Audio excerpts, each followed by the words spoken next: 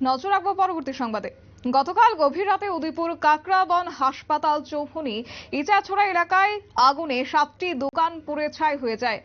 তবে ঘটনার খবরের বিবরণী জানা গেছে যে স্থানীয় ব্যবসায়ী জানিয়েছেন অন্যান্য দিনের মতোই এলাকার দোকানের মালিকরা দোকান বন্ধ করে যে যার মতো করে দোকান বন্ধ করে বাড়িতে চলে যায় যথারীতি।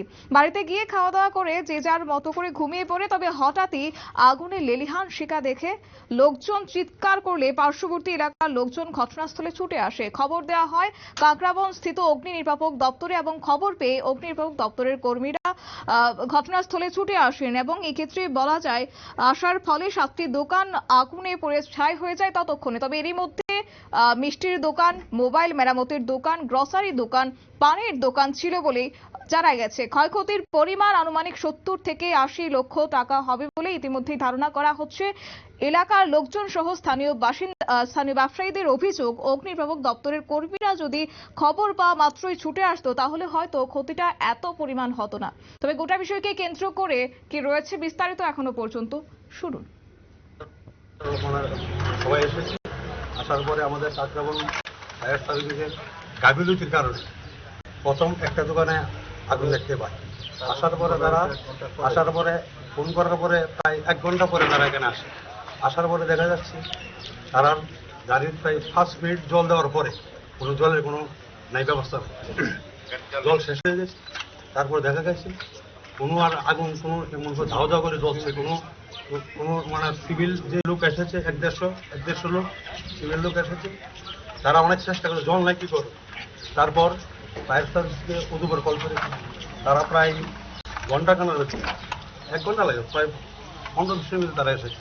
তারা প্রায় অতি দ্রুতভাবে উদয়পুর এরপরে এসেছে মেলাঘরের ফায়ার সার্ভিস। আসার পরে দেখা যাচ্ছে তারা প্রায় 1 ঘন্টা জল দেওয়ার পরে মোটামুটি আয়তের ভিতরে আগুন। আর কাকরাবনের ফায়ার সার্ভিসের গাফিলতির কারণে এসব ধরনের ঘটনা হয়েছে।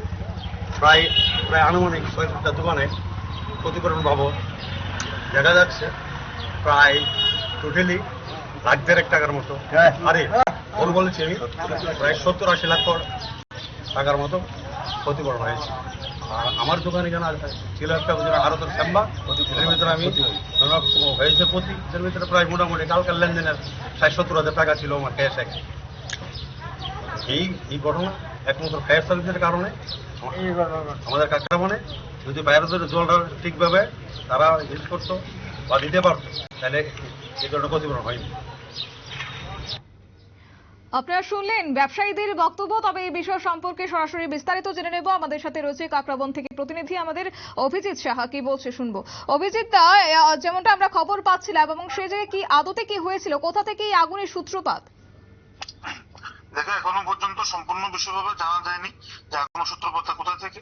কেউ বা বলছে কারেন্ট থেকে, বা কেউ বলছে লাগিয়ে দিচ্ছে। বিভিন্ন সূত্রে কথা বলা যাচ্ছে, এখনো পর্যন্ত ক্লিয়ার হয়নি যে কি কারণে সেই আগুনের লালিসাটা কোথা থেকে। কিন্তু প্রচন্ড পরিমাণে আগুনের লালিসা ছিল। এখানে 60টি দোকান প্রায় পুরো ছাই। আর সম্পূর্ণটা বিষয়টা যতটুকু সাধারণ ব্যবসায়ী থেকে শুরু করে এলাকাবাসীরা সকলেই বলছে যে ফায়ার সার্ভিস এর গাড়ি ছোট থাকার কারণে সেখানে জলের পরিমাণও কম ছিল, আর আগুনের লালিসাও অনেকটা কম ছিল, প্রচন্ড বেশি ছিল। তো সেই জন্য সে কারণে অনেকটা ফায়ার সার্ভিসের দিকে আঙ্গুল তুলছে এলাকাবাসীরা। তো এখনো পর্যন্ত কেমন পরিস্থিতি রয়েছে সেখানকার? এখন পর্যন্ত এখানে এই এলাকার যিনি বিধায়ক রয়েছেন জিতেন মজুমদার সেখানে গিয়েছেন, এবং মাদারবাড়ি কেন্দ্রের বিধায়ক যিনি অভিষেক দেবরায়, ওনার বাড়ির সামনেই ঘটনাটি ঘটে। উনি কলকাতাতে ছিলেন, প্রচারে ছিলেন। তো সেখান থেকে উনি ঘটনা কালকে রাত্রে খবর পেয়ে আজ সকালে উনি তড়িঘড়ি ছুটে আসার পর সেখানে কথাবার্তা বলে এলাকার ব্যবসায়িকদের সাথে এবং ফায়ার সার্ভিসের যারা উচ্চ আধিকারিকরা রয়েছে তাদেরকে নিয়েও ব্লকে একটি মিটিং ডাকানো হয়। সেখানে অভিষেক দেবরায়, জিতেন মজুমদার থেকে শুরু করে ফায়ার সার্ভিসের উচ্চ আধিকারিক অফিসাররাও ছিলেন।